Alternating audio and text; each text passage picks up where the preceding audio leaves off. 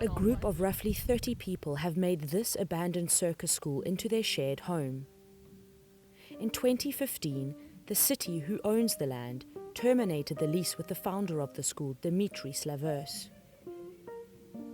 He was illegally subletting the property to individuals on a per-night basis until the city confiscated his belongings, and he left the property at the beginning of 2019.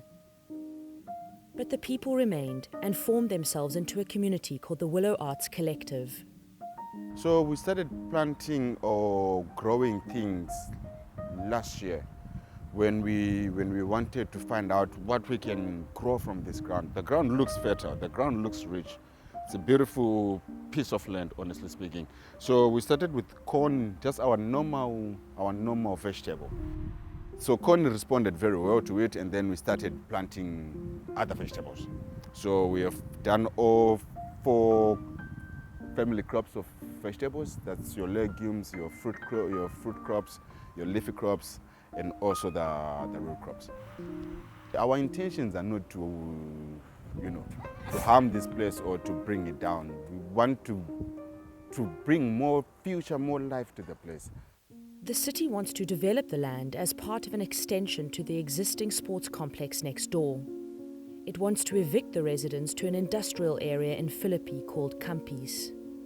I'd rather sleep on the street than to put me there by campus. Now, or if anything comes worse, I think I can find a bridge I can sleep under. That's one ugly place that Cape Town Council is taking people and dumping them on. The collective, with support from a number of social organizations and the surrounding community, are meeting the City of Cape Town in court. They want to lease or purchase the land to continue developing their project. Well, the city isn't providing, as the Tafelberg judgment has shown, the city isn't providing housing in the inner city.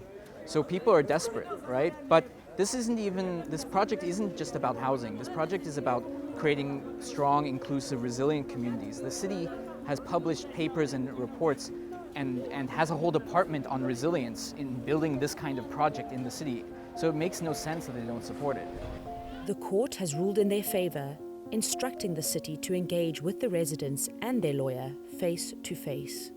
This isn't a hostile community, this is a community of artists who are sustainable and they're living sustainably off the land. In fact, at the point that not only are they growing their own food for themselves, but they're growing food for the broader observatory community who are coming to get food from them. So this isn't your typical land invasion, it is a participation, and really the City of Cape Town officials need to come see it for themselves, get involved, and if that can't work, then obviously the next step is mediation.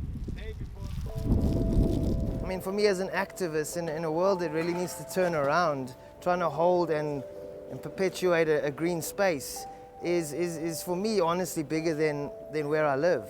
I'll always live somewhere, but to try and maintain that space and build it into something for everyone and for a better future is very serious to me. Like, we really don't want to restart in Philippi. And where we are, we're entrenched in the community. We've spent a few years there. We really feel like we're part of the neighborhood. It's that kind of a neighborhood. So for me, it would be a huge step backwards to leave. There is nothing wrong or bad in whatever they do as long as it's lucrative to them.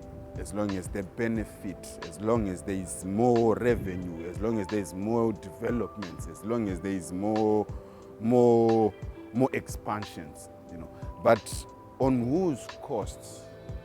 On the long run, on whose costs? I don't think Cape Town should be interested in kicking us out instead of finding solutions for people in our situation.